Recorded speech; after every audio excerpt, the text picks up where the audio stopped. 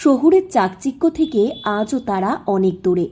প্রযুক্তির আলো সেভাবে তাঁদের ঘরে পৌঁছায়নি। এখনও তারা পাহাড় জঙ্গল ঘেঁষে বসবাস করে থাকেন গুহায়, ঘুরে বেড়ান যাযাবরের মতো।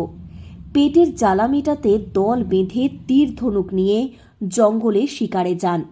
বুনো বেড়াল, বুনো শূকর, বন মোরগ, নানান পাখি থাকে তাঁদের শিকারের তালিকায়। রকমে শাকপাতা খেয়ে জীবন কাটে তাঁদের। এই অবলুপ্ত বীরহর জনজাতির প্রাপ্তবয়স্ক সমস্ত ভোটারদের ভোটার তালিকায় নথিভুক্ত করার উদ্যোগ নিয়েছে পুরুলিয়া জেলা প্রশাসন। 100% এনরোলমেন্টকে বড়সড় সাফল্য হিসাবে দেখছে নির্বাচন কমিশন। পুরুলিয়া জেলা জুড়ে 313 জন বীরহর জনজাতির মানুষ রয়েছে। তাদের মধ্যে 18 ঊর্ধ্ব রয়েছে 181 জন। এবার তারা সকলেই ভোট দেবে। নির্বাচন কমিশন ইতিপূর্বেই নির্দেশ দিয়েছিল এই জনজাতির মানুষদের ভোটার তালিকায় ভুক্ত করার। পুরুলিয়া জেলা প্রশাসনের পক্ষ থেকে তার জন্য উদ্যোগও নেওয়া হয়েছিল। এ বিষয়ে পুরুলিয়ার জেলা শাসক রজত নন্দা বলেন, এই জনজাতির মানুষদের ভোটার তালিকাভুক্ত করার জন্য যথেষ্ট কাঠখড় পোড়াতে হয়েছে তাদের। বারবার তাদের কাছে গিয়ে বোঝাতে হয়েছে কেন ভোট দেওয়ার প্রয়োজন রয়েছে। জঙ্গল ঘেরা তাদের বসতিতে রীতিমতো ইভিএম মেশিন নিয়ে গিয়ে তাদেরকে ভোট দেওয়ার প্রশিক্ষণ দেওয়া হয়েছে। Honourable election commission of India একটা ওখান থেকে নির্দেশিকা দিয়েছিল কি যেখানে আমার সুইপ অ্যাক্টিভিটি আছে ইলেকশনে পড়ে ওখানে যত আপনার বীরহর মানে পিভিটিজি যত গ্রুপ আছে সবাইকে এনরোল করতে হবে। তো এখানে টোটাল পপুলেশন আছে 313, তার মধ্যে 181 যে লোক আছে তারা ভোটার আছে।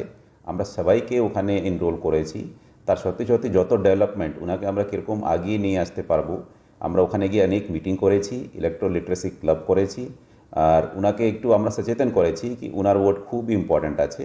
সেই জন্যে আমরা এটা খুব ভালো করে ডেভেলপমেন্ট করেছি আর আমরা যেটা নির্দেশিকা এসেছিল ওটা মান্যতা। এ বিষয়ে বীরহর জনজাতির মানুষেরা বলেন, আগে তাদের জীবনযাত্রা অনেক কষ্টের ছিল, কিন্তু এখন সরকারের থেকে তাদের অনেক সহযোগিতা করা হয়েছে। তাদের জন্য বাড়ি ঘর করে দেওয়া হয়েছে সরকারের পক্ষ থেকে। এই প্রথম তারা ভোট দিতে যাবেন, এতে তাদের ভীষণই ভালো লাগছে। ভালো ভালো লাগবে দিতে, ভোট দিতে। ইয়া নাই কে